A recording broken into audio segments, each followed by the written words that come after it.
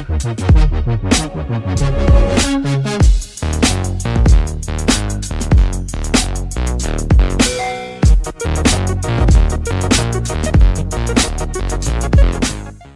Derby. Was this, sir? How are you doing? I'm good, thank you. First of all, I want to find out from you. Do you really get angry? Have you gotten angry before? You haven't seen me angry before? No, I haven't. Okay, do I get angry? I do get angry, but not often. What makes you angry? What makes me angry is if somebody assumes that I'm lying, because I have this weakness of not lying. Always speak the truth. Yeah, I call it a weakness. It's not. Because, You think it's a weakness? yes, because sometimes you need to tell some little lies, I think, some little untruths. Okay. Sometimes being too honest, it kind of goes against me, but that's just who I am. And I'm happy about it, but at the same time, I don't know, I just get upset if someone assumes that I'm lying. Wow. Because I find it very difficult to lie. I don't put myself in positions or situations that would cause me to lie. That's what makes it easy for me not to lie. Does that make sense? Yeah, I think I understand. Yeah, I try to avoid any kind of bad situation that would push me to have to tell a lie, because it's very uncomfortable for me. And I always feel people are smart, so I always feel like if I'm telling a lie, I'll look so dumb or stupid, and I never want to look that way. What's your worst experience when it comes to your temper? When did you get so angry that after everything you were like, did I really do that? Let me see which one. Did I really do that? I think the worst, it didn't even amount to anything. Like, I didn't get to do what I wanted to do. That would have been so bad. Okay. But I've said it in an interview before. My boyfriend, when I was in university, was always cheating, but always lying. And one time I saw him drive away in his car. We were all at a club, and he drove away with the girl that everyone said he was two-timing me with his friends. Wow. And then I was driving my car straight into his car to stop them. Are you serious? Yes.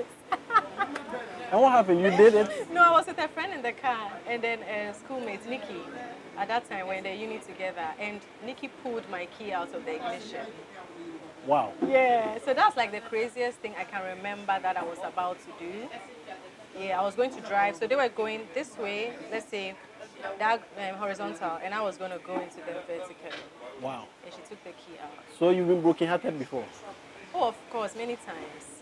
I can't believe it. I mean, how can somebody broke Sister Deborah's heart? That doesn't sound right. I know. How? What happened? Cheating, right?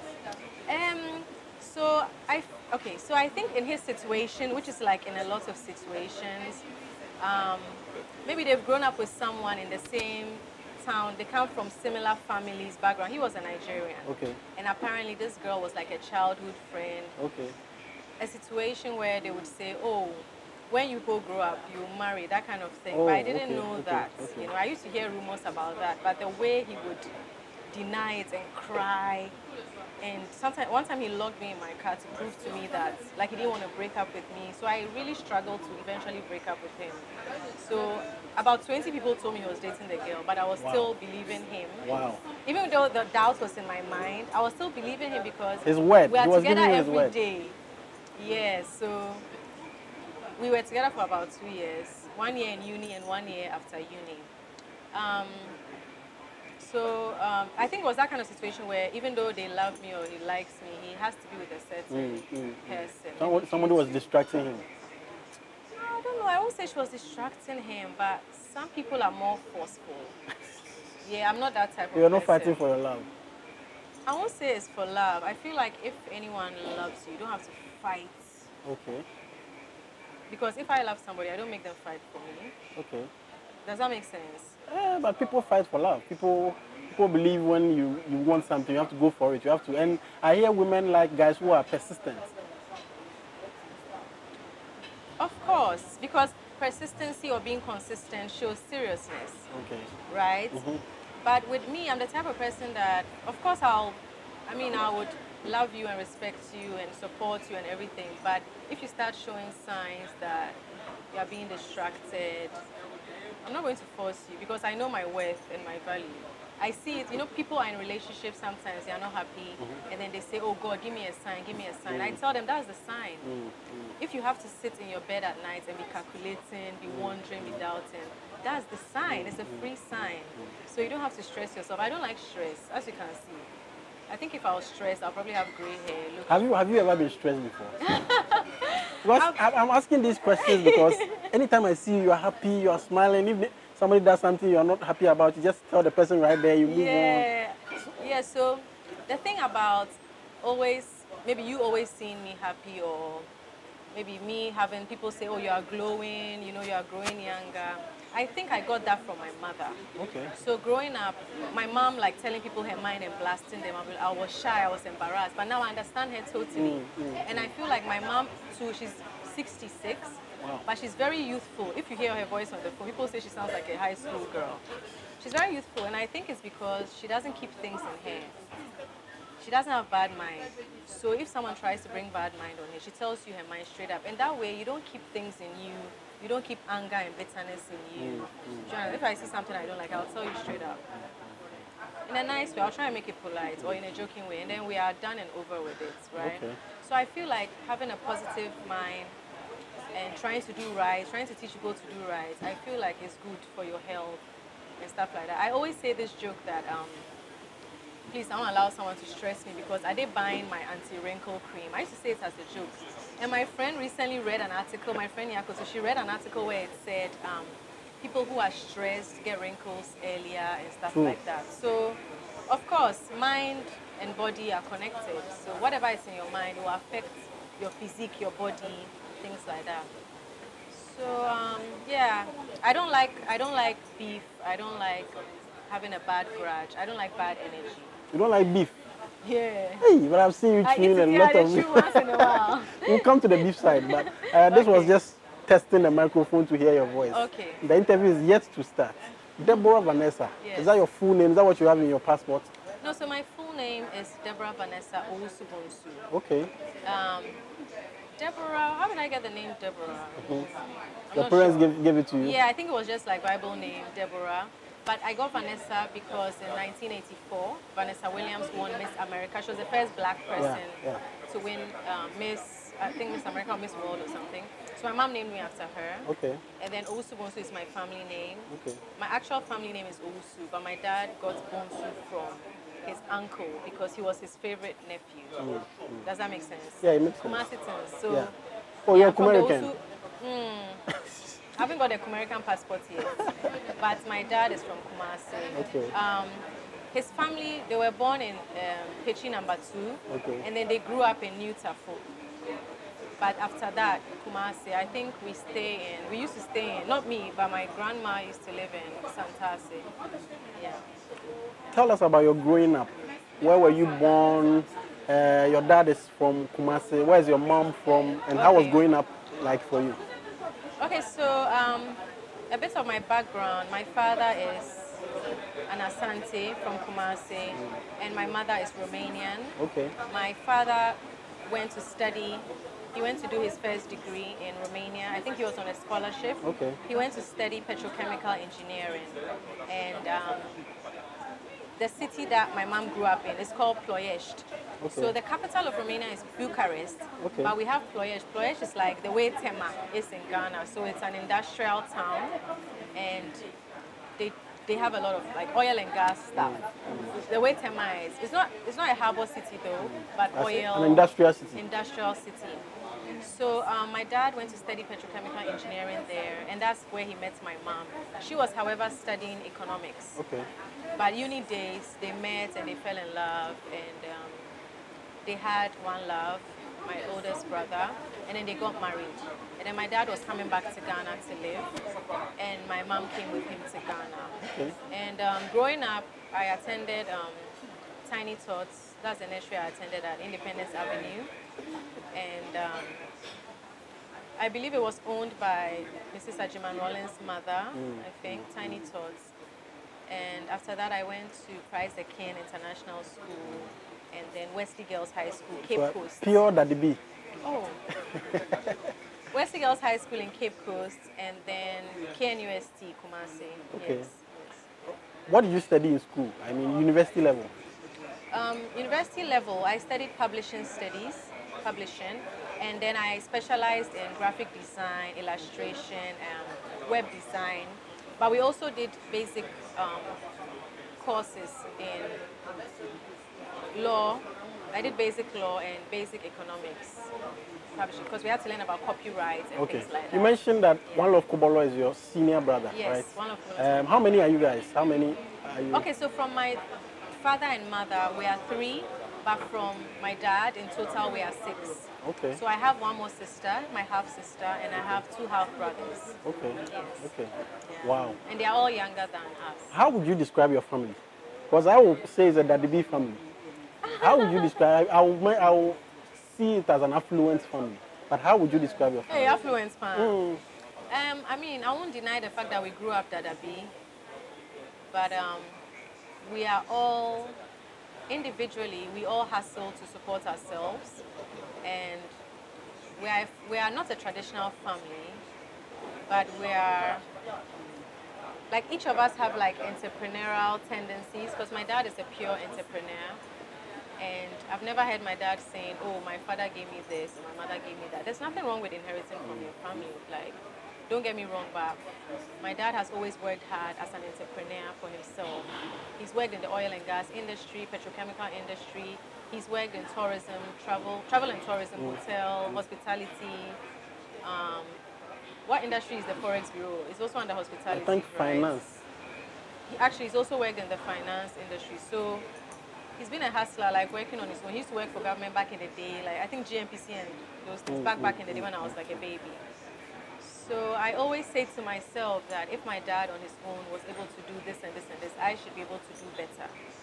I mean, I'm in a different field, I'm in the arts, but when I was going to high school, my father insisted that I study science, and he said, you need to have a strong foundation so that no matter what happens, you have something to fall back on. And I'm very happy he pushed me to do that, because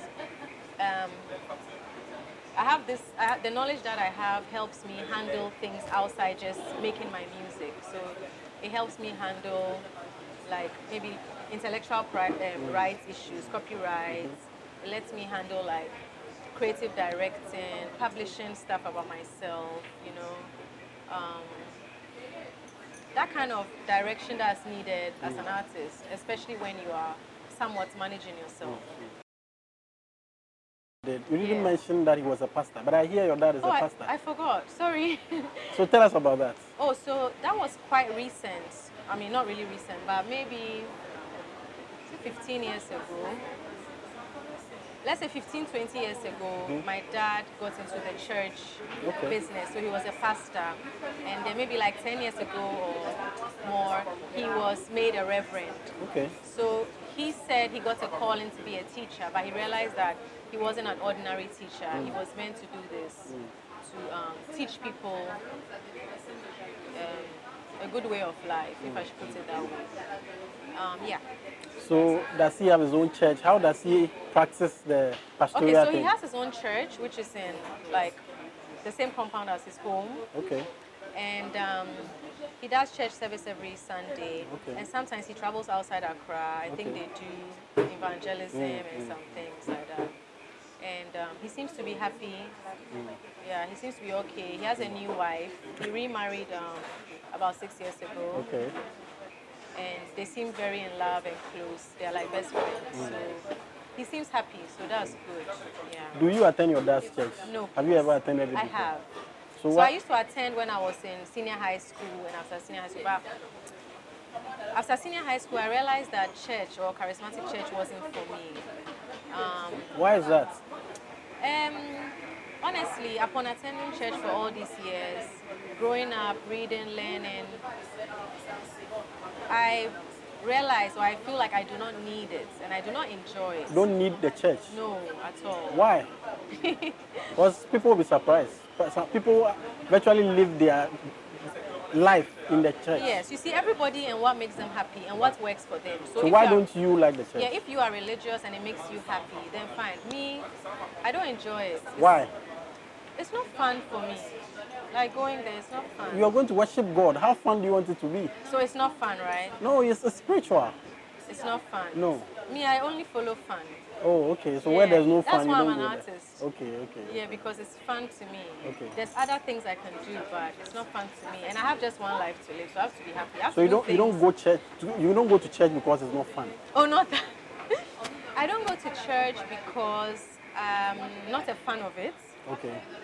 I don't believe in copying someone's life to live my life because I know what's wrong and what's right already. There's nothing wrong with telling me like a good sermon, something that I can relate to. I feel like I already know. I try as much as possible to be a good person. For instance, I hardly lie or I don't lie. I make sure I don't litter. I separate my organic waste from my plastic waste. I love animals. All the I good take care of things. animals. I help people around me, people close to me when I can. Even if it's my last money, I give it to them because I know that, okay, maybe there will be a way. So I'm just that kind of person. And then I don't enjoy going to church. I used to do it. It was boring to me. You have to pray for so many hours about the same thing over and over again. I went to church a lot when I was about to write my WAEC. Okay. And it didn't really help me. And It didn't help you? No, I actually regret not focusing on my chemistry and elective math, but I was rather going to the chapel. So I feel like work always needs to be done, and then once you're a good person and you try and do good, you attract goodness. But don't leave everything to God. Don't leave everything. You have to do your part. So if you are lazy or you're not putting in the work, don't just say, hey, a miracle is going to happen, you know. You have to make sure you finish the work. And I hadn't finished the work, and I was spending time in the chapel. So it kind of puts me off. And as I said, I don't need it. I don't find it fun. It puts me off. But to say you don't need church, Yes. that's a serious statement. It's serious to some people. It's serious for people who are Krife or very Christian. But to me, even though I don't call myself a Christian, I feel I'm more Christ-like than a lot of people. But that's the irony of life. And sadly, that's how life is. I would be judged because I'm free, I can wear what I want. I would rather be judged. You can find someone who goes to church every Sunday. After church, he's insulting in traffic. His yogurt wrapper on the floor, pure water wrapper on the floor, maybe beating the wife at home. But he goes to church, he's holy, he wears a tie. That's just life, and I don't mind. You can judge me. What's your general perception about religion? My general perception. Okay, so I believe religion was created by man to be able to control people. I watched this movie on slave trade when the slaves were taken to America. And the white colonial masters, at a point, got scared of the slaves because the slaves had opened their eyes and realized that, we need to gang up and kill these motherfuckers. Do you get it? So what the white colonial masters did in this movie, I think it was the Roots movie, I'm not sure. Okay. They got a black guy, a fellow slave, to become a pastor and to preach to them. That was their way of controlling. Okay. You get what I'm saying? So as you said, my conception. General perception about religion. Yeah, so it was man-made, created to control people, but also to teach people wrong from right, to guide people, those who cannot be guided. I feel like I can guide myself. Do you get me? And before I continue, even a baby or a toddler, when they're about to do something naughty, Eugene, you probably have experience. Yeah, Doesn't the baby look at you? I have a baby now, so I know. Yeah, but I don't know if is it she? She's 4 I don't know months. if she's crawling now. No, not yet. But like, you know, when they get to a certain age and they know they they're look not at you a supposed to certain way. Everybody they knows know what they are wrong going from to do. right, because that is the animal instinct we have. It's natural. That is a spiritual feeling, or what we call, some people call it spirituality, some people call it God, like God is inside you. Some people call it natural instinct or animal instinct. Do you get what I'm saying? Even my dog knows when she's doing something bad. The way she'll go to the corner and do like this. Do you get what I'm saying? Did she go to church? No. Yeah, so I feel like we have that natural instinct. So, what was I saying? The church, no? Yeah. What were you asking me? Why don't I need it? Now, I'm asking You asked your perception. yes. And also, like, especially the charismatic churches, or even churches, or religion. Religion, I feel like it sells hope to people. Some call it false hope. Some call it hope. What do you call it? I'll just call it selling hope. Okay. Selling hope to the hopeless. Branding and selling hope. I don't know about branding, but selling hope as in. But you believe there's a supreme being? Do you believe that? I believe there's something. What do you believe in? I believe there's something. I don't know what But you don't know what it is. Yeah, I believe there's something because none of us have the answer to how the galaxy came about, space, the other planets, you know. And some wonders do happen. Some things happen and we're like, no, this is not a coincidence. It was meant to be. This thing happened for a reason. So there is spirituality. There is something supernatural, but I don't think it's a man with a beard. Do you get what I'm saying? And I do believe Jesus Christ lived. I believe he was a normal person like us, but he was so good. And when you are too good and you are too right and you say the truth, you get what? Persecuted or crucified, right? Crucified. Yes. So I believe he did live. I don't believe he was white with blonde hair because when you read older books, it tells you that he had olive skin. So you believe God was black? Or God is black? Not God. I'm talking about Jesus Christ. Jesus Christ. You believe Not Jesus black, Christ no. is black? I'm getting there. Okay. So he's described as having olive skin. Mediterranean people, their skin, they call it olive. So it's kind of like mine, but it's not mine because I'm mixed race, you know, it's different. So the olive skin is like Palestinians, Jordanians, you know, they have, you get what I'm saying? They have dark hair, but some can have blue eyes and stuff like that. So from older books, that's who Jesus was actually. He had olive skin. He wasn't white. And I think that the fact that the white church has made him blonde, blue eyes, white, that is a major issue. Even Fuse ODG was talking about it recently. That's a major issue. He bent to the Bible. As Africans feel like we are lesser than the white man because the one that's holy and does only right and is perfect was white. And that actually makes it more difficult for even Christians because Christians say that, oh, but I'm not Jesus. They shouldn't say that because there are people living Christ-like life, doing good, not discriminating people, not discriminating prostitutes. And even the word was derived from people trying to live like Christ. Exactly. But honestly, people that call themselves Christian, most of them, do they live like Christ? That's an answer for people to get. Yes. And I would say most do not live like so Christ. Do you believe in any God at all? Whether it's whichever God, do you believe in any God at all? I believe each individual is a God, and we have God. You communicate with God? How? A prayer, libation, anyhow. Hey, libation and prayer. No, I just think. I feel like. So it's more like meditation. I feel like thinking is another word for praying. Okay. But if you are religious, you call it praying. Do you get what I'm saying? So you don't have to bring out the words out?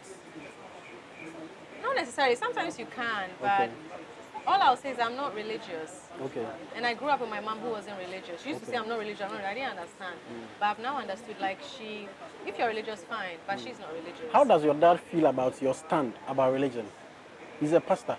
Oh, I mean, of course he would like me to maybe think the way he thinks, but there's nothing he can do about it. When he speaks to me and I, defend my stance and things, he kind of understands and he knows he can't force me.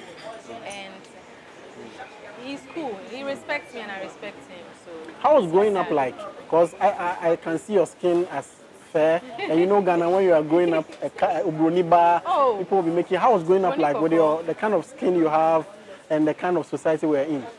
Okay, so growing up, of course, kids and people will be calling you Brony Coco. Of course, it used to irritate me and annoy me because I like attention, but I don't like that kind of attention. You get me? And growing up in school, I was always teacher's pet. And maybe my color was a factor, but I was very obedient. I used to do well in class. And I don't know what else because it's a long time ago, like primary school, I don't know why they liked me so much. But every class, I was teacher's pet to the sense that they send me a lot. Wow. And as a kid, when they send you, like it, you feel important. Yeah. So they send me to bring duster, chalk, go and buy bananas, go to the headmistress. Like they always send me, bring the papers. So I was teacher's pet almost every class. And so the teachers liked you? Yes. How about your mates? Oh, my mates liked me a lot. Like from class like 1 or even kindergarten. Whenever I go anywhere, like 5 children are following me, like they just follow me around. I was telling my friend recently, she lived in Germany most of the time. So when she was like, really, they follow you? Why? I'm like, they like me, they follow me. So of course, if I'm eating, I have to share with everybody, and like they follow me like I'm the But leader. why weren't you happy that they were calling you Obroni? Oh, I don't know, it's just irritating. I wasn't happy. As Why? a child, I don't know, you get angry. Even recently, like not recently, You thought but they like, were teasing you with your skin color? you see, when you are born and raised in Africa, you feel fully African or black.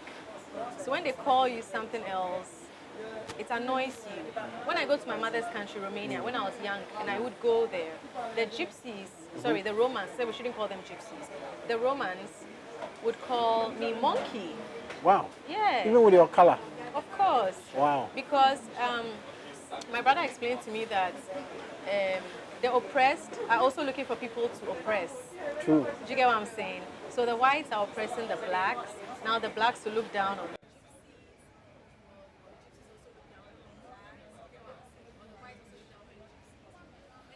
whole color thing. And that color thing could have come from religion and from Jesus Christ being the savior and being white and pure, blonde hair, blue eyes. Do you get what I'm saying?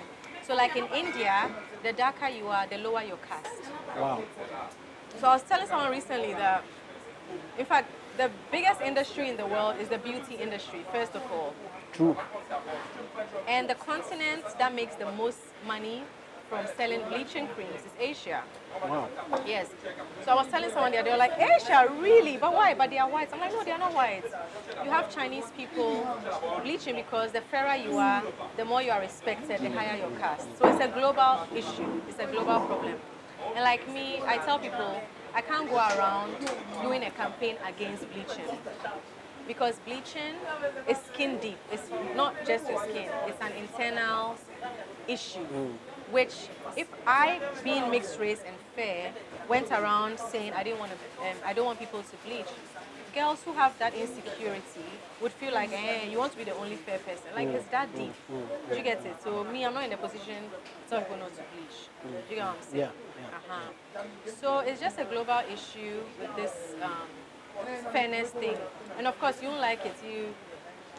And my mixed race friends in Romania, a couple of them, I remember one time we were at dance class, and of course all white kids were the only 2 mixed race girls. And the teacher was like, no, I think a celebrity we were dancing for, this was after SS. She was like, okay, put all your hands in front of me. Those kind of Britney Spears kind of moves. And then, oh yeah, I want this black hand here and that black hand there. And then my friend who was born and raised in Romania and is also mixed race, she broke down, walked off. She walked off to go and cry. She broke down to cry and I was confused.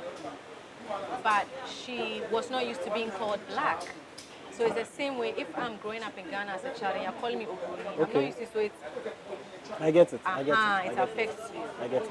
I see you. Where do you feel more comfortable? Is it in Romania or in Ghana, Africa? Where are you happy more? Oh, I'm more happy in Ghana. Okay. Yeah, I'm more happy in Ghana. Any reason? I'm more comfortable here, and over there, no matter what, I'll forever be black.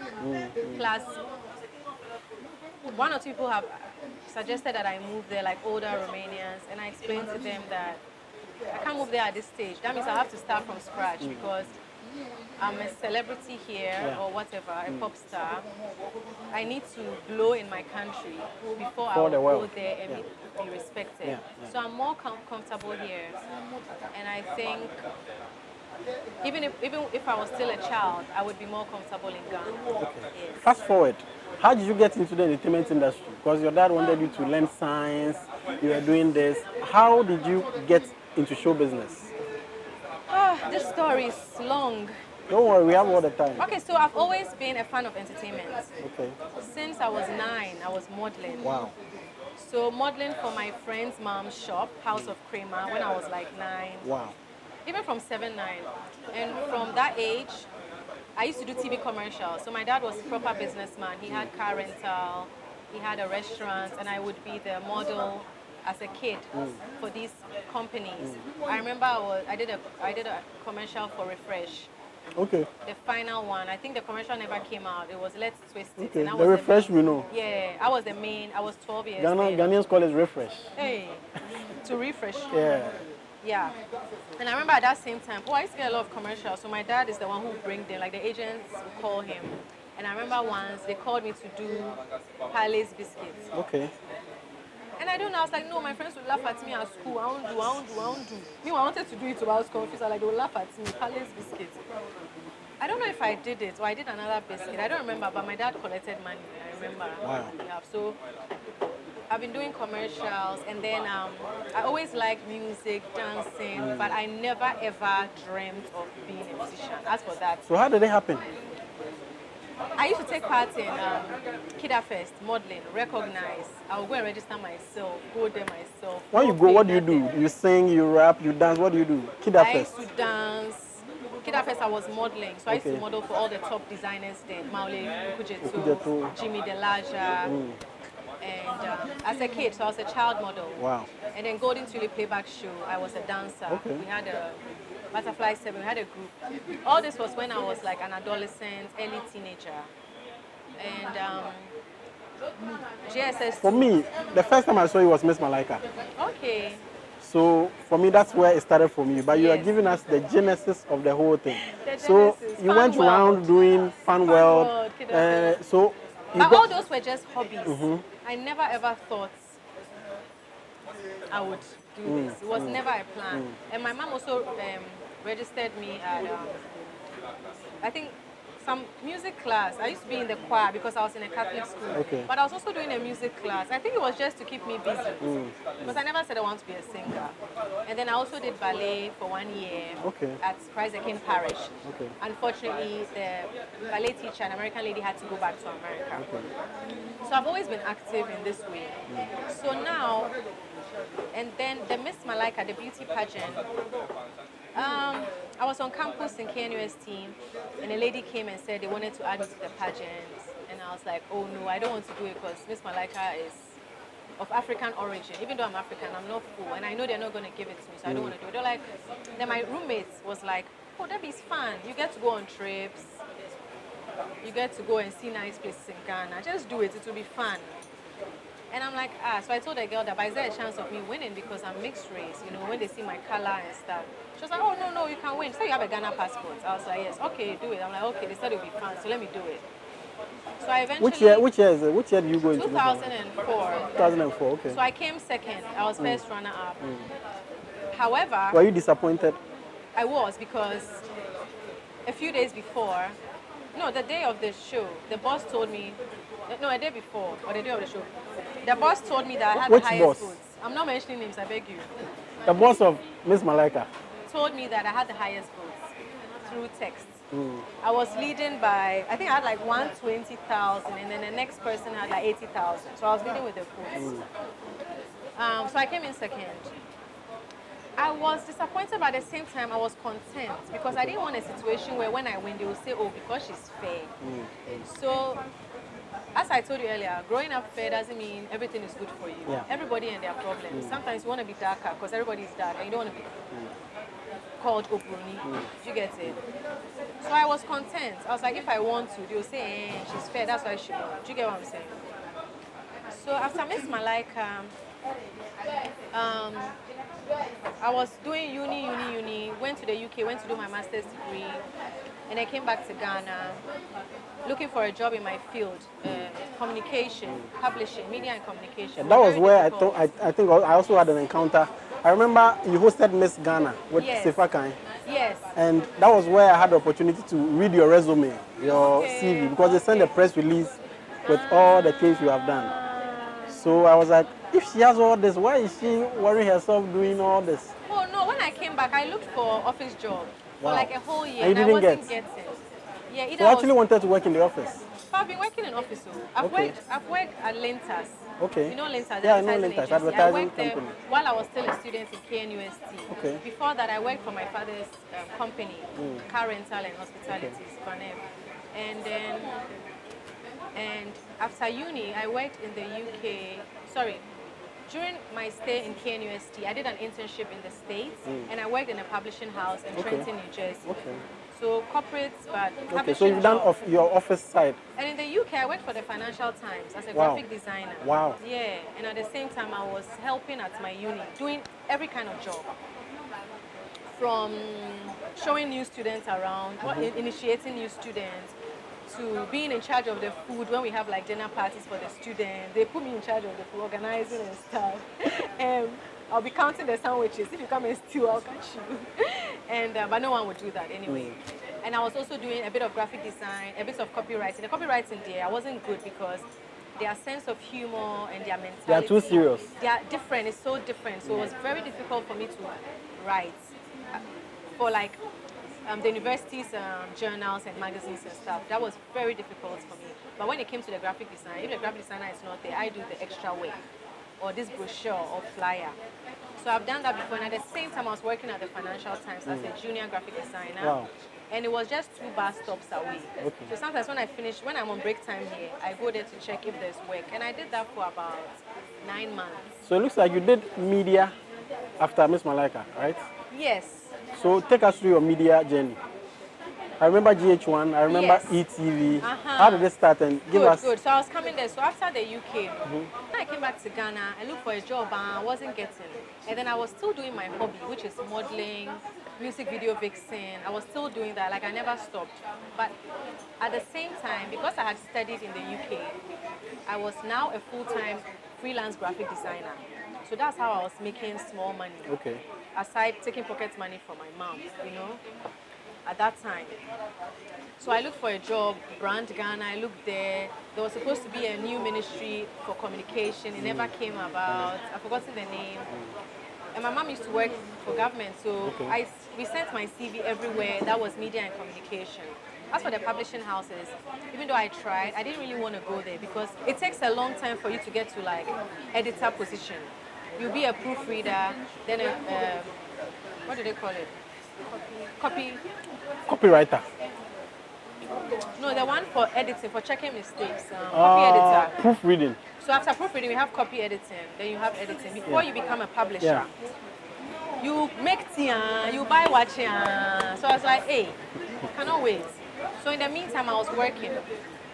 So I got called one day for a video vixen role by Richie's mom, Blinks Entertainment. His mom was my best teacher in school and I was her best student, class 3. So I was like, of course, I'll help. She was like, I see you are in Ghana. Can you come and pass through for my son's video? And I was like, yeah, why not? Which was Richie? Which was Richie. Richie had a song with Sway. So I went for the music video and the director, Famous Films, Gio, was like, oh, I like the way you work. You are very humble. You take instructions.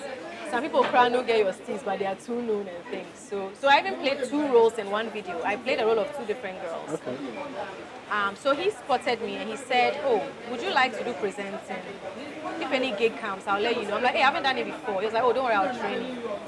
And then Richie's manager at the time, Michael, said to me, do you act? Do you like acting? I'm like, oh, I can act. But I haven't done anything major. I used to act in drama club in school. So I was like, okay, there's an audition for a huge commercial for Vodafone. Would you like to go and try? This is the office, this is the time, this is the thing. So I was on billboards around the whole of Ghana. Remember. Yeah, the 30-30 commercial.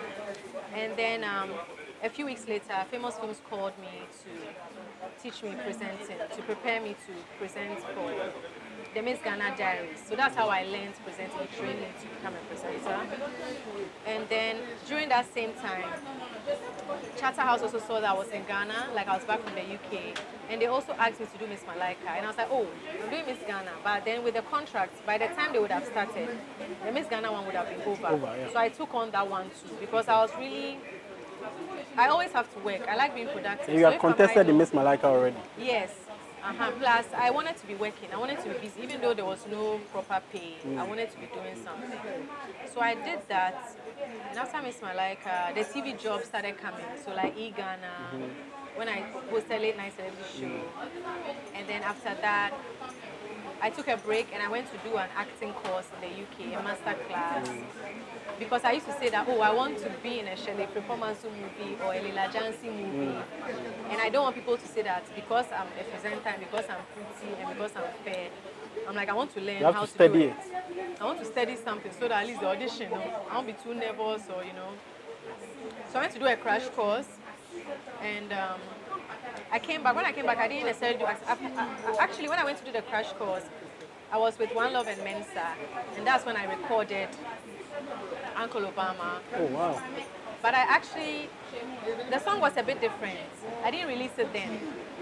Why am I lying? Wait. No. Sorry. I had recorded it in 2010, but I re-recorded it in 2012 when I went to do this crash course in London. So in Mensa's studio in London. And then I released it, and that's how the music We're coming to journey Uncle started. Obama. But Okay. when you were GH1, Okay. something happened. E-Ghana or GH1? GH1. No, at E-Ghana first, something happened. What happened at Ghana? Maybe I don't know that. No, so E-Ghana, I replaced a lady that was presenting a late night show. Jifa Smith. Yes, great. And and I was really reluctant to take the job because I felt like that was her baby and everybody knew, But I was convinced that, even, what's that guy's name? The guy who took over Larry King. Ah.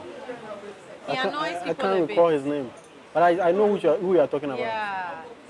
So they convinced you that you can replace her. Yeah, the way, but to now be my show. And I kind of did. Like people kind of, because my Yeah, you style did. was different. Yeah, you did. I did, right?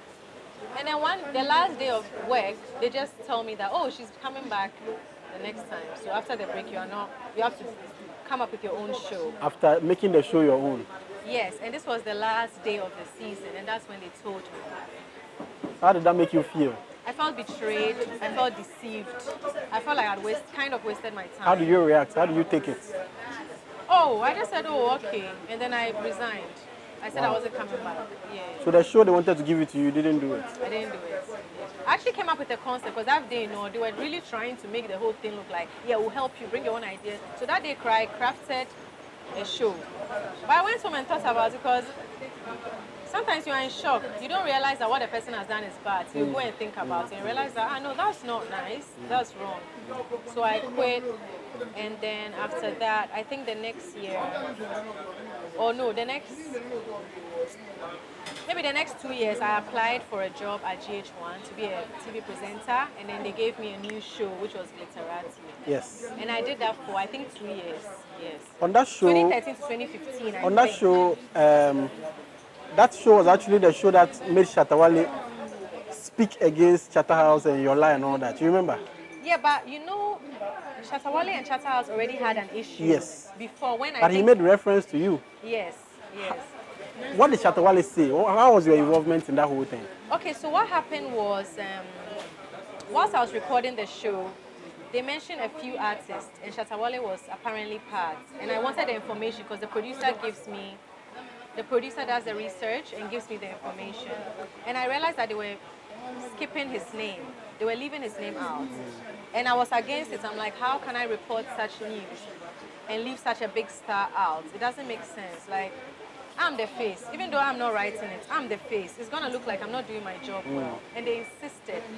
The whole room. This thing I'm saying, not to bring my car again.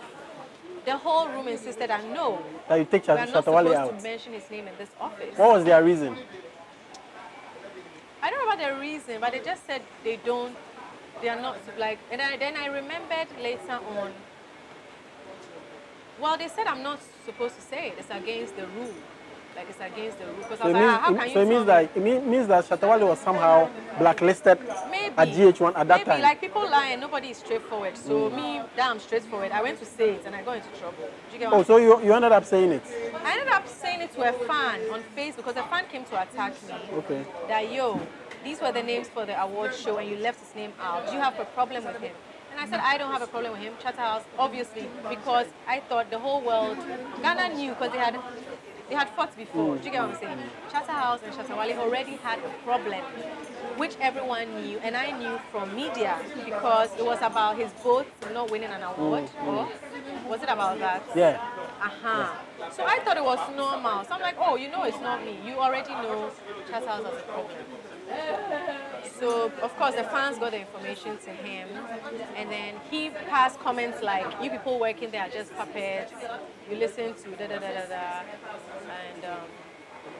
And then the company was like, yeah, we know, but you are not supposed to say that. You're supposed to be politically right or something.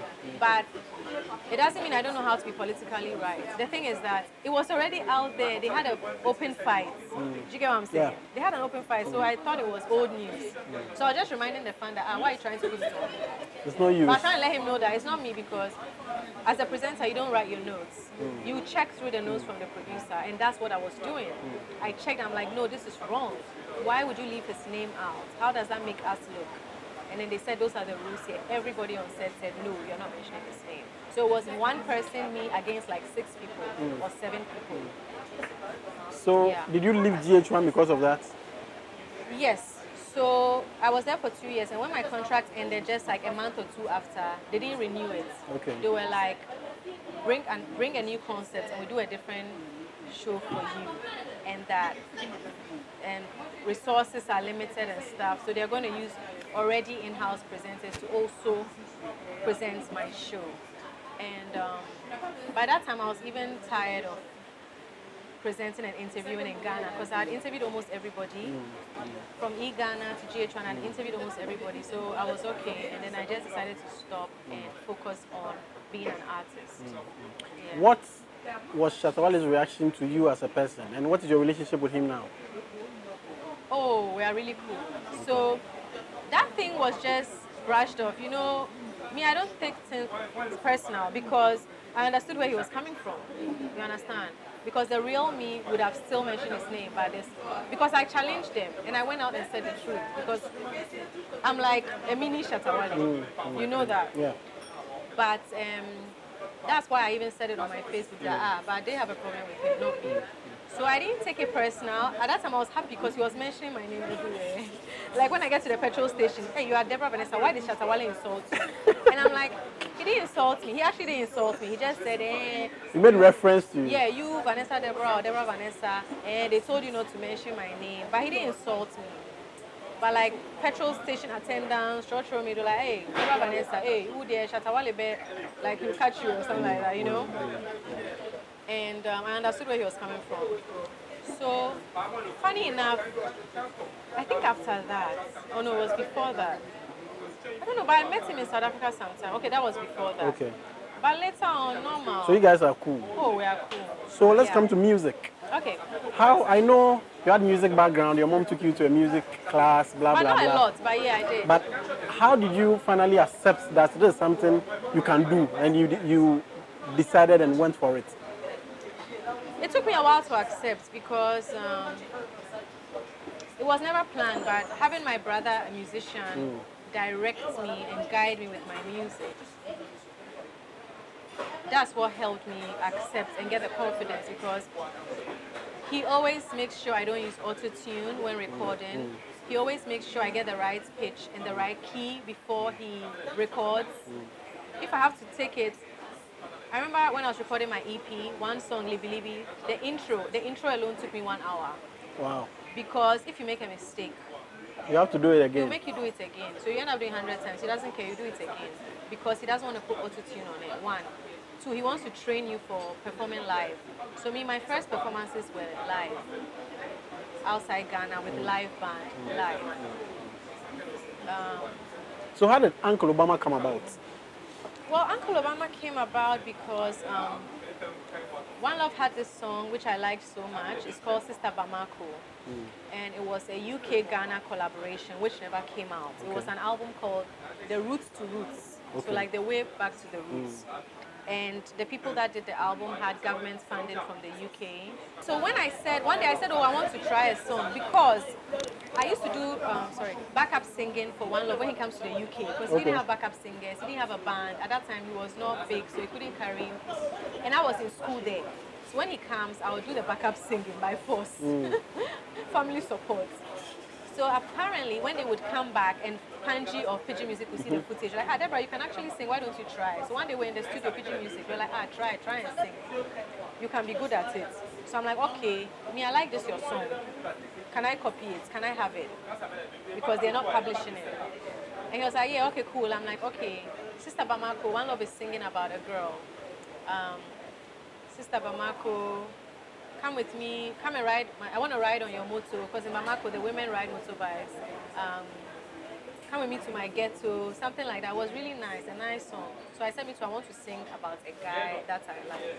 Now I used the beat for that song, his song. So that's how it came about. And at that time, I had a pet monkey. So the whole idea. So how did the concept and the idea change from singing for a guy you like, and how did the guy become Obama? Okay, so as for the Obama name, I decided to use it because at that time, almost every African was happy that someone with African roots was first Black American president. First Black American president. So I remember in Ghana we had Obama Toffee, Obama Hotel. So the name was popular. So honestly, initially I was going to sing something like, why don't we use Obama? Because that's a new name, it's trending. Africans can relate to it because it's a Kenyan name. And I was like, oh, banana rhymes with Obama. So the whole concept just came from that. Okay. Yeah. And would you say that was your biggest hit yet? I don't know, between that and Kakalika Love. Okay. But maybe Uncle Obama, because that was more global. Yeah. Kakalika Love also went to other countries, but mostly to Africans, so the diaspora. Okay. But Uncle Obama reached everybody. Danish, Australian. Did you have an opportunity to meet Obama? President Obama, yes. Former president, no. But that wasn't my aim. No, I mean, yeah, I know, but no, you do stuff and it leads you to other places. So you didn't have any opportunity. Maybe because I said the shape and the size, maybe you were shy. You think I'll be checking it when I'm talking. So how many songs do you have out right now? Oh. Can you count? Should I count on the show? Do you have time? Yeah, don't worry. So my EP, which is the most recent, has 7 songs. So let's say those 7. Then before the EP, Uncle Obama, Bola, Little Lights. No, sorry, Little Lights on the EP.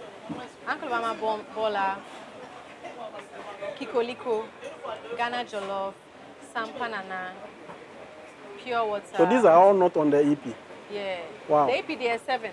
But I'm mentioning the ones I started with Sister Deborah. Let me start again. Uncle Obama,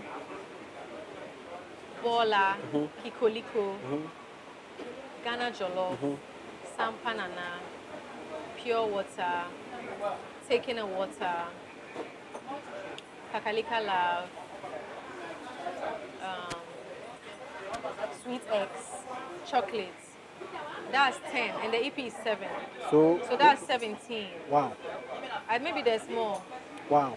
So, how would you describe the kind of music you do? What inspires you? When you sit down here and writing a song, or you want to go to the studio, what comes in your head? What do you consider before you do music? Okay, most of the time the instrumental, the beat has inspired me. Okay. But sometimes things around me. So for example, with Kikoliko, it features Joey B. I wanted to do a motivational song. Kikoliko is a song that means happy yourself. Yeah.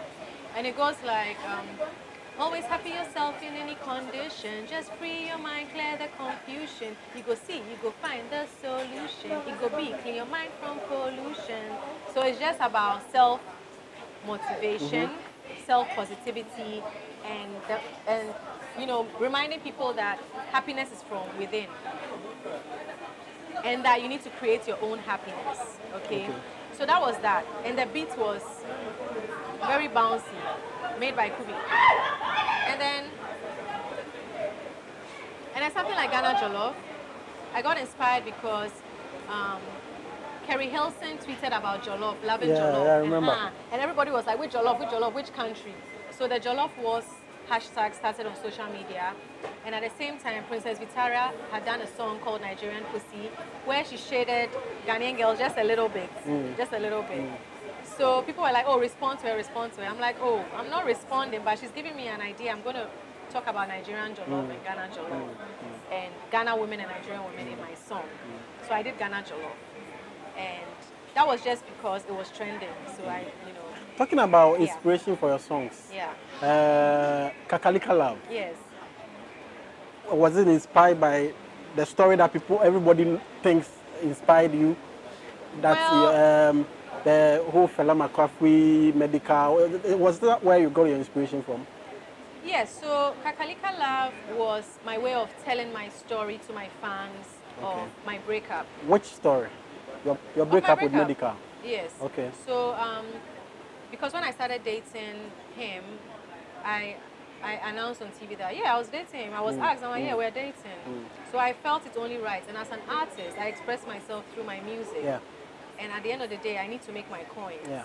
So I'm not going to tweet personal messages, insulting, fighting back and forth. I'm not going to do that.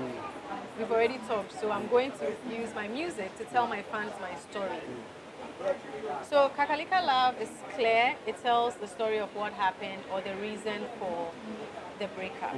Yes. So real life situations inspire my music.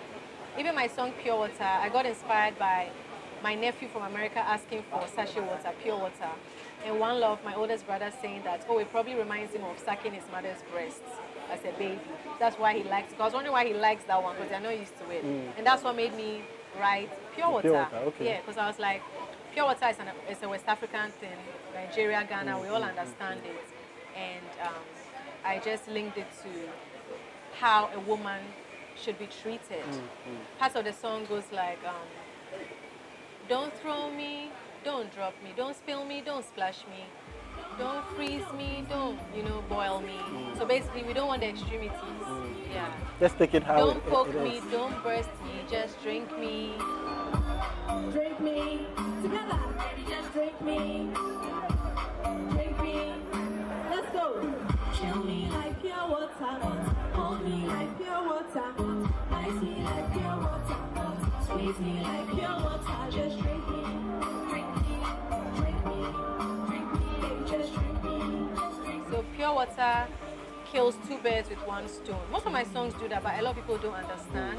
So like Pure Water talks about not littering. A problem in society, and then for entertainment as well. Of course, always. It talks about sanitation. Don't throw me, don't drop me, right? Don't litter with your sachet water. But at the same time, it tells how a lady wants to be cared for or treated nicely. Okay. And even my Uncle Obama song and video, when I say, I was going to the market, I forgot some of the song. One day I went to the market. Yeah. I was holding my basket. I always go with my own bag to the market because I don't encourage plastic pollution. So back in the days, we used to go with our cloth bag. Yeah. You wash it, and then you take it back again. But now, because of pollution and dirt and stuff, hygiene, we they introduce plastic to us. Now everybody says, you can't. It's hard to tell someone stop using plastic because we know plastic keeps things hygienic, but we are polluting, we are killing the environment. After using it. Yes, we don't reuse it. Most of us don't recycle. We litter. We take it when it's not necessary. I feel like a bottle of water is already in plastic. You don't need a rubber bag. But in Ghana, we're always hiding what we are eating, we're hiding what we're drinking. You take the black polythene, it's on Throw the it floor. away. It goes into the gutters, it chokes the gutters, it breeds mosquitoes. You get cholera, you get malaria. Like, we're killing ourselves. And people, we say we are a religious country, but God is nature and we are killing nature. So if you are really a Christian, you need to consider the environment because we see God in the environment. You see God in nature. If you're someone that hates animals and you beat animals, then you don't respect God or you don't respect nature. Because the animal represents God. Of course, and we are put in charge to take care of them. But now we are polluting. All these bottles choke the gutters. That's why when it rains, there's floods. So me, when I go and buy fruits and they are giving rubber, and I say, patch them in pair rubber, and I explain to them that when I had choky and gutters, like when it rains, your house gets flooded because then they think, and then the thing is that you have to also educate them one-on-one. Yeah. When I refuse the rubber and I bring my own bag or my bowl, you don't have to buy a lot of rubbers because the rubbers is extra cost. And hopefully people will stop manufacturing it. But I understand people are making money, so people don't really care about nature, about life. It's scientifically proven that we've been eating a lot of plastics through the fish that we eat. because the fish are now swallowing all sorts of plastics. When you go to Kokobite, some of the fishermen are so sad. They cast their nets. After many hours, they come and it's full of It's plastics. all rubber. It's all rubber. So my music talks about that as well, and about, as I said, going to the market to buy some fruits, Uncle Obama song, to eat fruits, to be healthy. So you know, real that kind life of thing. experiences. And then also because of our culture, you can't dress and expose yourself. I'm not saying expose your nipples or your private parts. Of course not, but it's hot. Like today, I was coming here. I came here yesterday in a full dress. I was hot. So today I'm like, yeah, I'm having to free myself. Because Ghana is hot, Africa is hot. We can't dress the way people dress in Europe because it's cold over there. So they have to cover up, you know, the shirts and then the suits. That's not us. That's not us. So I know I'm labeled controversial because I support freedom. This kind But of are you freedom. controversial? First, I didn't like the word, but I've accepted it's actually true. So basically, controversial, like meaning going against the norm, Yeah. the usual things. You Outside know? the box. Yeah. And I wouldn't go against the norm if I didn't think it was right or if it was positive, you know. I won't go against the norm and do something illegal. Do you get what I'm saying? So now, officially, you are well, controversial. illegal even depends what it is. Officially, you are controversial. Let's go to medical. Oh, really? Really? How did his you meet? fans will come. How did you meet medical? I've always been waiting to ask this question. But Eugene, I feel like if you guys respected his marriage and his new relationship, you won't ask about him because me talking about him bothers certain people. So if Really? yeah, a lot. Why? You should ask them why. Yeah, but I mean, I'm sitting get here. very I'm the one bothered. speaking to you. I'm not bothered. You are not bothered. No, I'm not. How did I meet him? But Yes. I'm not with him anymore. Yeah, but you met him. It happened. So I want to know. Yeah, but when I speak about him, certain people in his life get very bothered and panicky and insecure. So I don't want to do that. Why? I mean, but how do you feel when you speak about him? I feel normal. So how come everybody else doesn't feel the same way? Not everybody else, a lot of people or certain people, I don't know why they should feel that way because if you are confident, you shouldn't feel that way, right? So let's put aside how you met him. You guys. I can say how I met him. Yeah, This you are still going to talk Yeah, about I want him. to. I want to know. So, how did I meet him? I saw him once in a flash at Foresight TV, but I didn't pay attention. I remember I heard you in an interview that you guys met through Twitter or It was something Twitter. like that. Okay. So, I insulted someone on Twitter. I was fooling as usual, teasing my fans. Like when they say things, I respond with things like, "Oh, you're trumu," or "Oh, siya," like. Hold jokingly. on. Talking about fooling. Yeah. People actually say, quote unquote, you fool past one love football. Do you hear that? So that's what it is. Even One Love says it. One Love says I'm crazy. I'm like, you saying that, then I'm really crazy. Yeah. Okay, so continue. Yeah.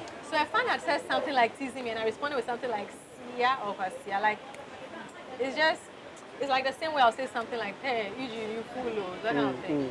So when I did that, MDK retweeted, quote tweeted and said, "Hey, you fool," and I was like, "Hey, who's this person? I like this person. Like, I like that kind of vibe." So the person to know that I'm just having fun. Do you get it? So when I went to his page, I'm like, I've heard this name before. And I was like, oh, the person follows me. He's also an artist. Let me follow back, you know. And then when I followed back, I saw that, he had been doing videos to my Ghana Jollof song with his friends. No, I think I checked that before I followed. I have to see that you support. So I saw videos. I think it was maybe a snap video he had put on Twitter or something with his boys. They were eating jollof and they were singing my songs. I was like, oh, okay. So I followed back. So as soon as I followed back, he wanted me to drop a verse on some hardcore song, some hardcore rap. Honestly, it was so difficult. Like, That was not your style. Yeah, it took me like 3 weeks to finally give him the verse, and he was texting me like almost every day. So like 3-4 weeks passed, and I still hadn't sent it, and he would text like every day on Twitter. And then eventually I met him at is it OKFM? Abeku Santana Yeah, show. OKFM, yeah. I was in the back office working on a proposal with Godwin, and he came there, and Godwin said he was coming. I'm like, oh, okay, it's good because we're supposed to do some songs, so I can follow up and we can wrap up. So when he came, we were talking. He was asking me about my video. I was showing him my Ghana Jollof video, the proposal I was doing, like, oh, I'm trying to get product placement. He was like, oh, wow. So we were just talking, and then they had to go for the interview with Abeku Santana. So I left. And then he had my number by then, and then we started talking from there. So we started talking like Thursday, Friday. The week we spoke the whole weekend. He was out of Accra for a show. We met on Monday, and the rest was history. Why? What happened on Monday? We started talking like we were together. As in when you met in person? Yeah, we went to eat fufu together. How long did you guys date? Technically, 2 years and 2 months. Not technically, 2 years and 2 months. Yeah. What was the real reason why you broke up? Because I've heard a lot of stories, but I haven't had the opportunity to speak. Kakalika Love told you everything. Oh, I haven't listened to it. Well, the reason was this girl kept trying to be part of his life. Which is and he was encouraging it. So I decided to leave the relationship because I didn't want any... I was still embarrassed and humiliated, but I didn't want to be Why were you embarrassed and humiliated? Because... I don't want us to go into detail. It's old. Say what you want to say. Don't worry. I'm never worried, but it bothers people like a lot. The people are not important in this conversation right now. Because how do you call it? He was given this person the power to disrespect me. Okay. Whilst you were dating. Yes, and the person was showing so many signs, and I had done nothing to the person. Like usually if you are sleeping with someone's boyfriend, you hide it. You hide it, you don't want the person to feel bad. But this person was dropping hints on social media. In your face? Yeah, to the extent that after some months of me finding out some stuff, this person actually blocked me on all social media platforms. Like, this is the past, but you are sleeping with my boyfriend, you are cheating. I mean, he's cheating, you're sleeping with him. And then you are the one blocking me and disrespecting me and rubbing it in my face like it's a competition. It's not a competition. And I'm not going to compete with anybody because I know my worth and my value. So when it was obvious, I just decided to leave the relationship. And that was it. Did you confront him? Oh, I did. He denied to the very end. So you left? Yeah. Wow. Yeah. Wow.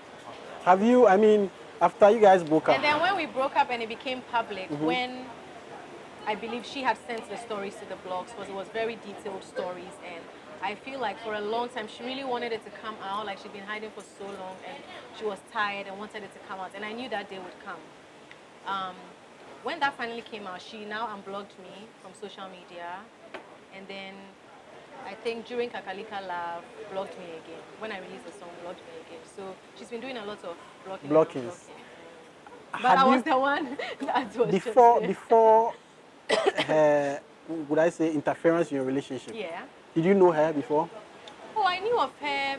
I'm not going to give too much details, but we have a mutual friend who was supporting her in like styling, and I was like, oh, who is this young actress? Oh, she's doing well. Who is this girl? You know her? Oh, okay, cool.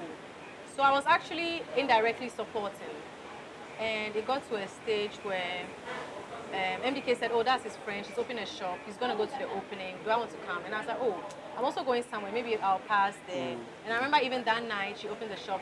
People called me from Kumasi saying that, oh, your boyfriend is acting, hugging some girl, acting. I'm like, oh, that's his friend.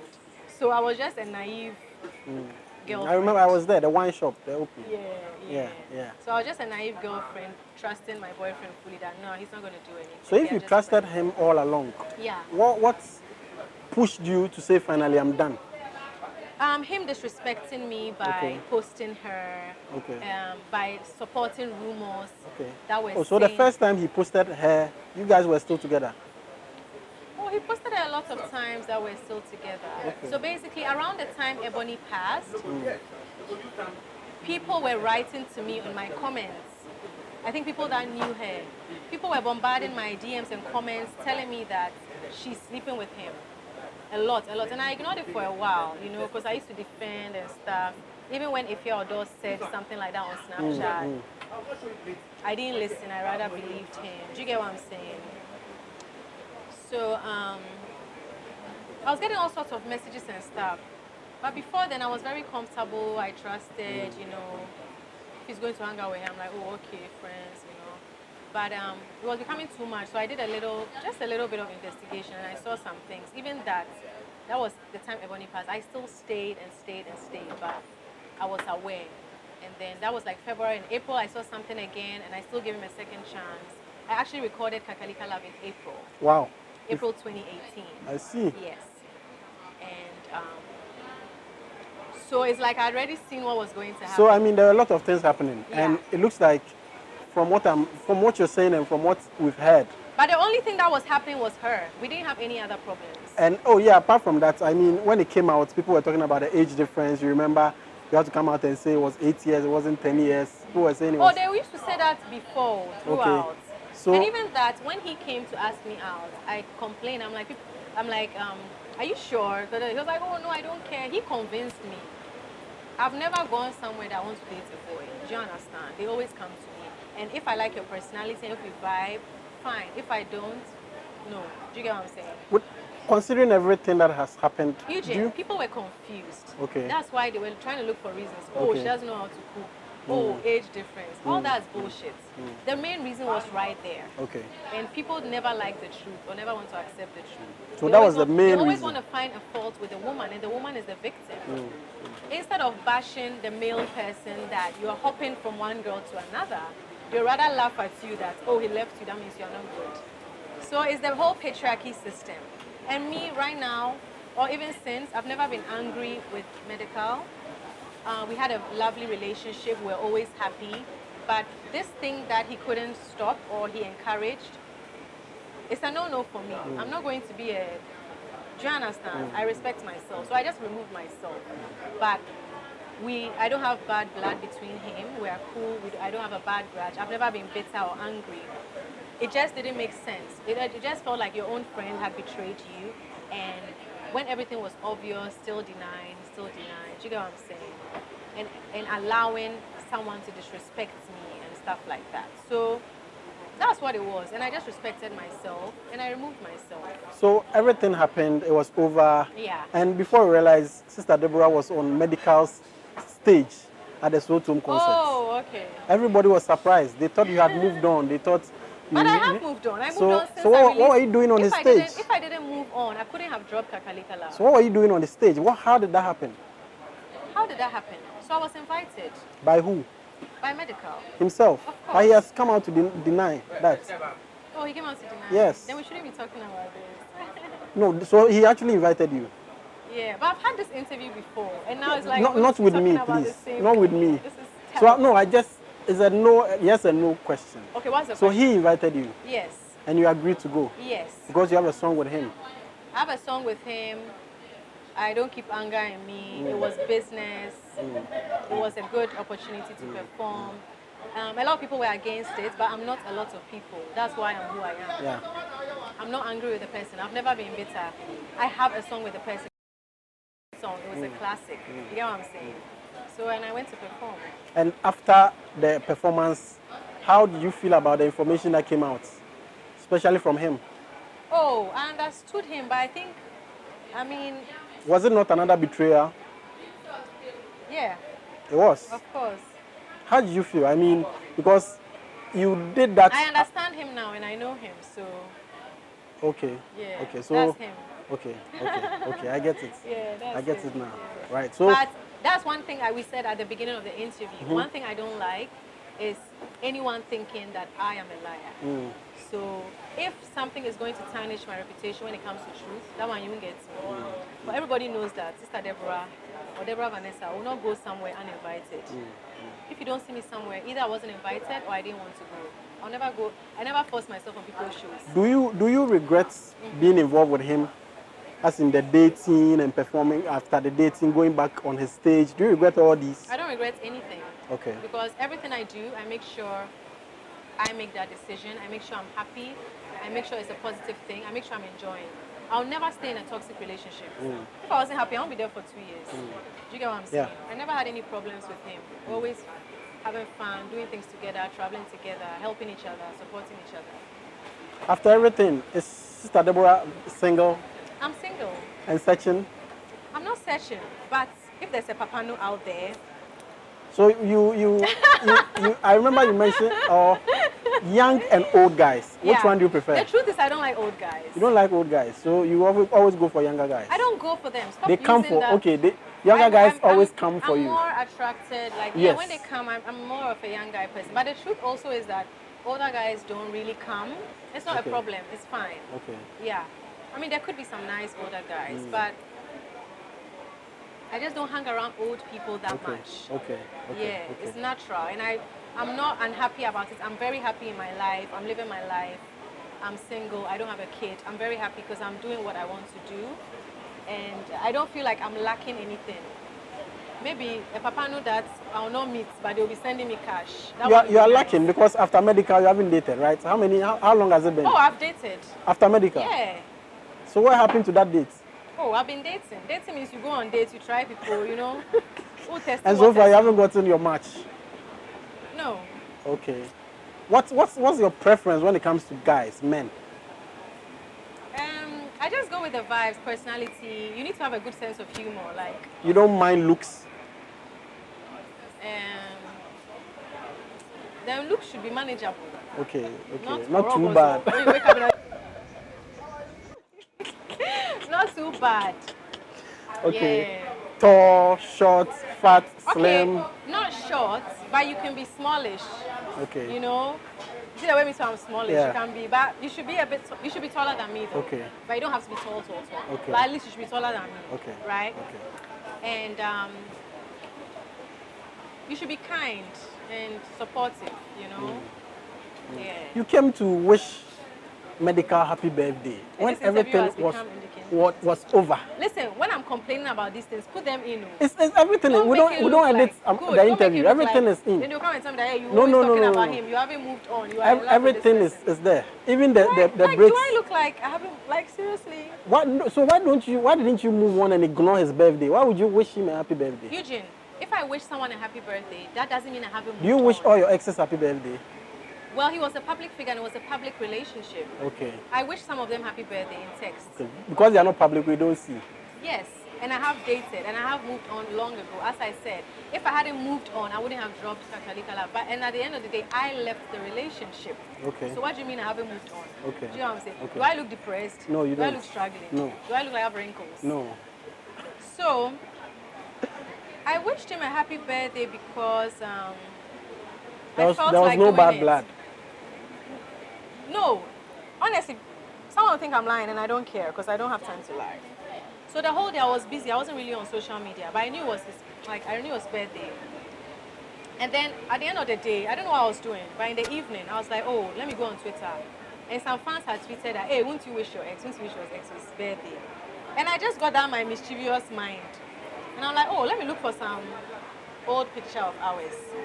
So on my laptop, I saw this nice picture. And then I made a joke. I told my sister and my brother in the house that I'm going to post this. Happy birthday to my sweet ex. I was fooling them. They said, hey! Started laughing, rolling on the floor. Hey, you are a fool, you are mad, you are crazy. I'm like, oh, okay. Let me do it. Do you get it? Let me just do it. It's just for fun. And it blew. It went all over. Because the thing is that people will say that, oh, but the person is married. I said ex. I didn't say boo. Plus, it's a birthday wish. You can't take me to court. If you go to court, you will not win any case. Do you understand? Nobody can come for me. I didn't insult you. I've never insulted you. Never. I've never even insulted the person you are with. Never. You get me? And it was just fun. And that's me and that's my brand. And I didn't say anything bad. I said my sweet ex because at the end of the day, our relationship was a very sweet and happy one till whoever stepped in. Do you get what I'm saying? And it blew. And then when I saw the reaction from you know who? I don't know. I don't know. I don't know. Posting. I'm like, oh, what's this? What's it even for you? Like, I don't do things with a bad mind. So that's how come Sweet It's X just fun. came out. Yeah, so I'm like, you know what? I need to go and record a song. Now, if you listen to the song, I say stuff to make sure nobody feels insecure. I said, I don't want your man for anything. I'm just greeting him. Don't be beating him. You understand? So it's all fun. It's all positivity. It's light. I've moved on. Even if you think I've not moved on, and like the fans that come and say, and they are so happy. Look at you, you are. They come and tell me things like I'm depressed. When I post like a nice video that I know the video is nice, makeup on points, everything I'm doing, you're like, look at you, are depressed, and you won't go and get a man, you won't go and have a baby, you are depressed. So and so are happy, they're happy. Do you know what I ask in my head? If they are so happy, why are you not on their page? How come you are coming to the depressed, wrinkled, old, ugly, whatever? They don't call me ugly though. And But there was this issue about copycats. Has it stopped? Eugene, Has it stopped? No, I just want to know. Since you spoke about it, has it ended? I've not been paying attention. Okay, anymore, so you don't know I whether. yeah. Okay, nice. Yes, I don't think it can ever stop though, but I don't know. So it means it hasn't stopped. I don't know. It can never stop. You mentioned nudity. Okay. I remember you. I mean, we know you. You are comfortable. No. You are comfortable in your skin. You wear what you want. People have a problem with some of the people, pictures. a few people. Yeah, some of the pictures you post. Yeah. I remember there was this picture you posted that you were lying in the bed with your butt showing. It's quite old. A couple of years back. One. Yes. And then I mean you post bikini pictures Actually, here the whole and there. new shoot where I was just in beads. Yes, I remember. What is your opinion about nudity? So, I'm an artist, and as an artist, you express yourself in different ways. And we have something we call artistic nude. I don't have a problem with nudity. And when I say nudity, I don't mean nakedness, like showing nipple, or opening your vagina, or opening your anus. Like, those things will make people uncomfortable because it's very, very Gory. private, and it can. It depends on how your true is. If yours is gory, please call gory for your own. Please, some of us, we are neat. Some of us, if I pass, some people feel. Please so go anyway. on. So yeah, like, you know, make someone so uncomfortable. But me, you know, the butt cheeks is small. There's no marks or pimples on it, or so I don't see why it should be disturbing, you know. And I feel like even growing up with our parents, we're all naked around the house. I don't think that nudity should be. So you don't have a problem at all with nudity? No. How about the reaction you get when you post such pictures? Oh, honestly, I think people understand me and my brand. Okay. So I don't get a lot of negative comments. Okay. I get the comments are more positive than negative. Okay. But with a few negative ones, I understand where you're coming from. If you come from a traditional home, Christian setting, mostly Christian, Muslims don't really bother, but they're not used to that, you know? They're not used to that freedom, that confidence. It's like, it's bad, it's bad, it's bad. I respond with things like, do you know what is bad? Polluting our gutters, corruption, unemployment for the youth, like in the whole world, you know? Those are the things we should worry about. Climate change, not somebody's skin or butt cheeks, feeling free, you know?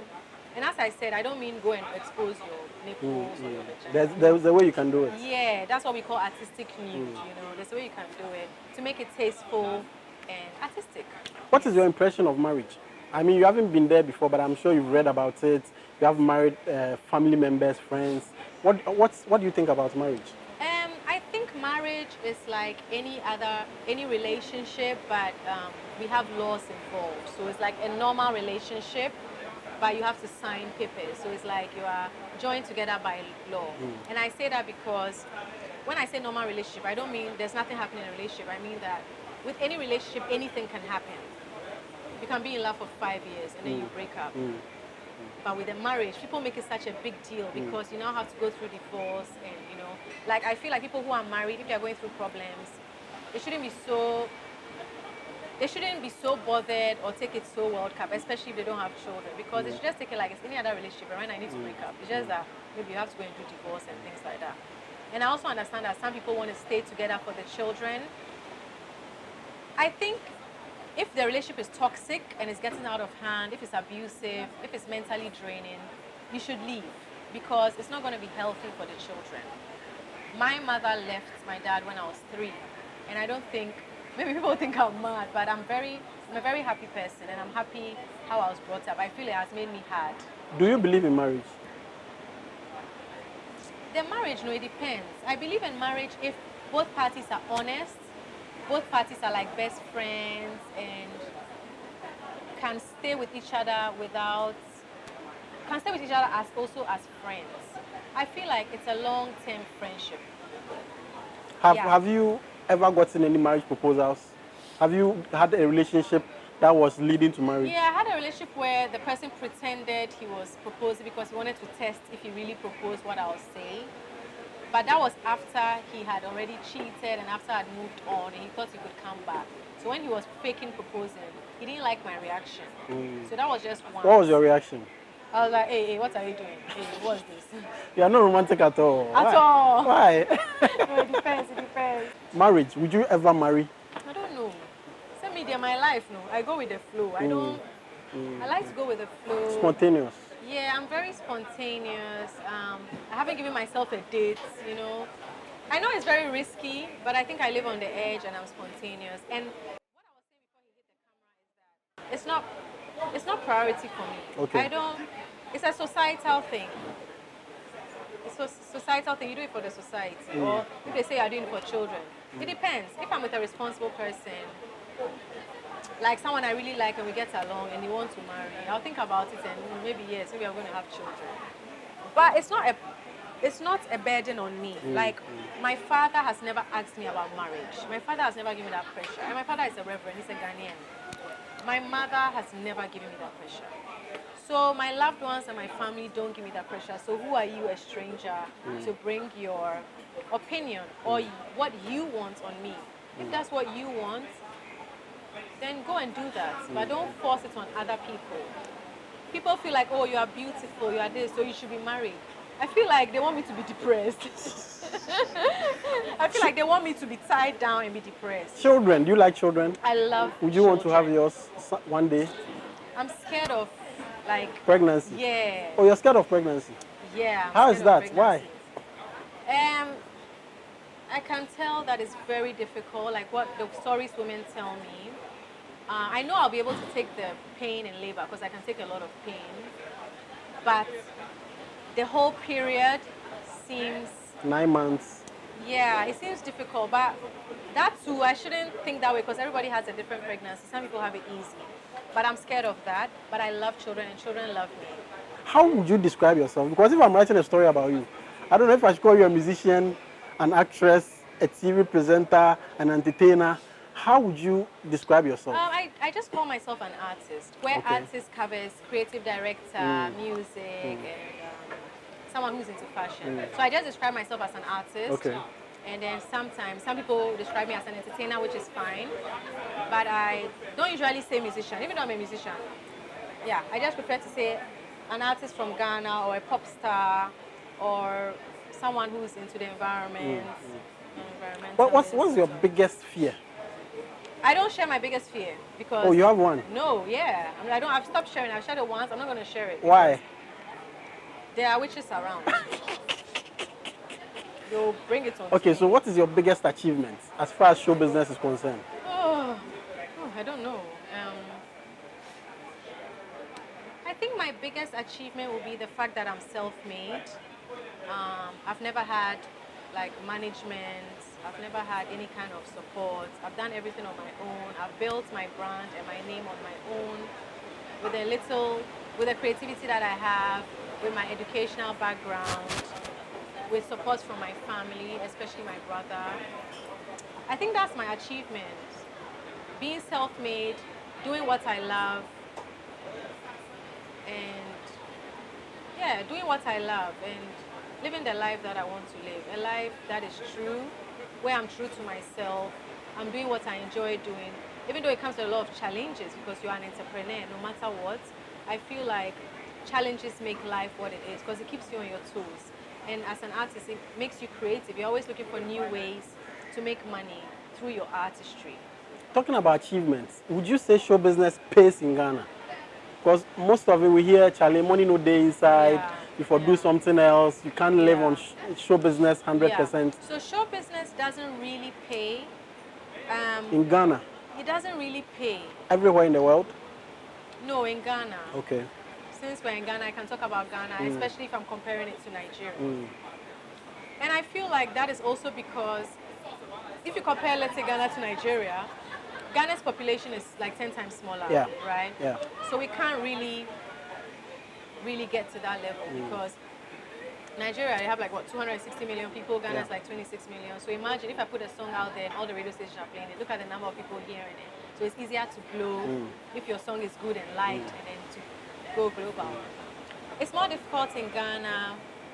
We are still, getting used to this whole art, creativity, being original. It's still a bit far from us because in Ghana, especially in school, we are taught to copy a lot.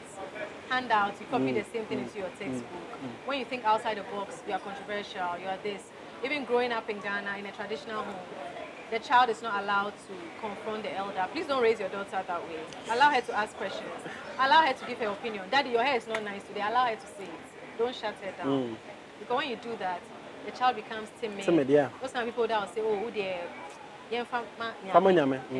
those kind that kind of attitude. It doesn't help the country progress because we are not taking control of things.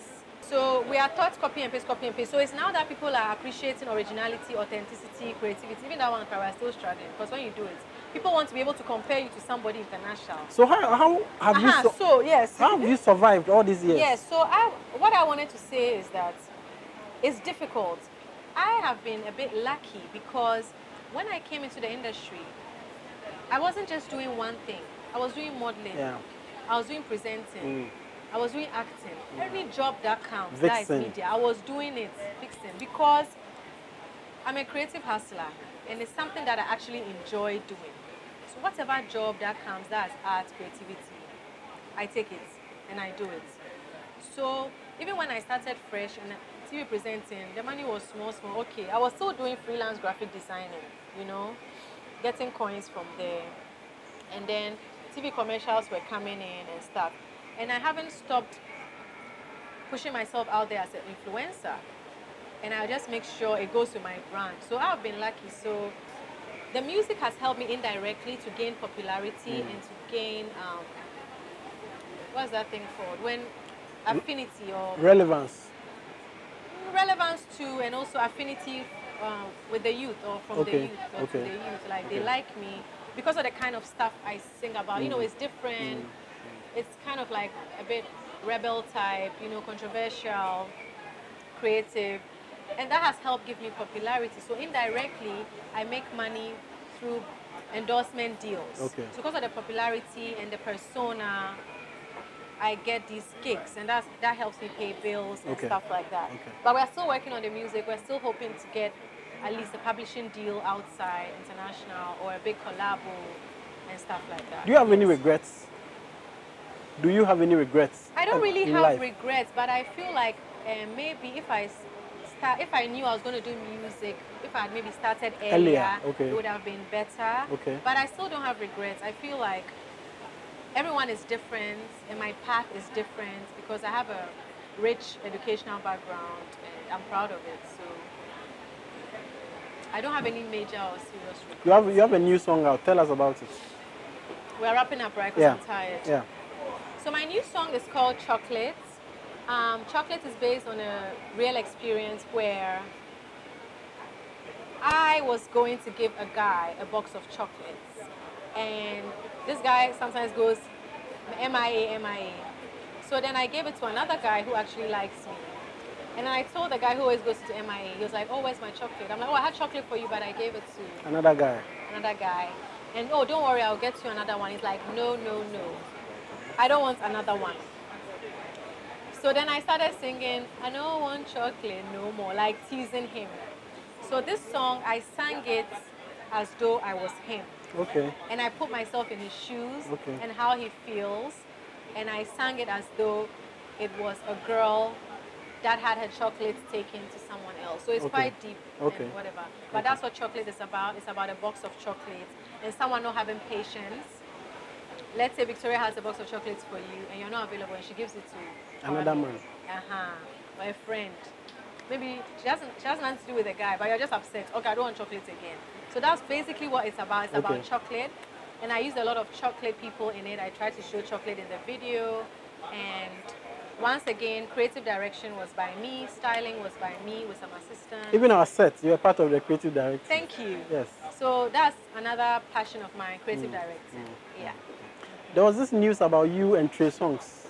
Oh, 100 years ago. How did that come about? Oh, Idris, I'm actually tired of talking. So this was, I'm so tired. Like my body is even tired. This was at a party. In Ghana? Yeah, in Ghana, where they had come to Ghana for, I think, a Vodafone something. Yeah, Vodafone 020 Foresight Live. was covering a party at, I think it was a Vodafone party at Villa Monticello. And then as I was walking with my friend, so someone was sitting at a table with the band, and then he asked someone to call me. And call me like twice. First, I didn't want to go. I'm like, oh, you know, what's he calling me for? Like, oh, we should come and sit at the table. And I didn't know much about him. I knew of Chris Brown, but I didn't know of him. So before I came to Ghana, actually, I didn't know much. I didn't do research. But he was good looking and whatever. So he called me to come and say, try to talk to me, like, oh, he likes me, like, checking me out and stuff. I think as he was calling me, I asked my friend in America, like, who is he? Is he a big deal and stuff? She was like, oh my God, Trey Songz. Oh my God. And then she was like, he's big, he's this. So she quickly showed me some videos. I'm like, I know this guy with the cornrow. I didn't remember. So I'm like, oh, well, then I'm going to try and get an autograph, you know. So when I started, he was flirting with me, that he liked me, blah, blah. Hey, I hope he doesn't watch this thing, right? And then... But you don't lie, so... Yeah. And he was nice, good looking, fresh, whatever. And then my friend like said he was a big deal. And then I also checked out. I'm like, oh yeah, wow, and he's talented, good. So then I asked for a marker and I asked for an autograph. Like, oh, you should sign my back. Well, I think he said he would sign my back because my dress was, you know. Show your back. Show your back. And then that was at the party and he liked me and everything. And then he was like, oh, would you like to come to my concert? I'll give you VIP pass. And I was like, sure, why not? So I got invited. I don't even know if you messaged me. I don't remember. Those times there was no Instagram. I think BlackBerry. Yeah. I think BlackBerry or something. 020 Live. Yeah, 020. I don't even know how we got into contact, but he invited me. So I went backstage. The manager took me. I went to watch the show and then went to chill. And that was it with my friend. So nothing happened? Like how? You guys didn't link up after he left Ghana? No, we didn't link up. Okay. We didn't link up. You know, when artists travel, they just like to hang out, like, with girls. So is there anything I haven't asked that you want to talk about? Then we close. Please, nothing. I'm tired. It's okay. So a message to your fans, anything you want to say out there? I want to tell my fans that they should check out the chocolate video. And they should be true to themselves and keep on supporting Sister Derby because I love them.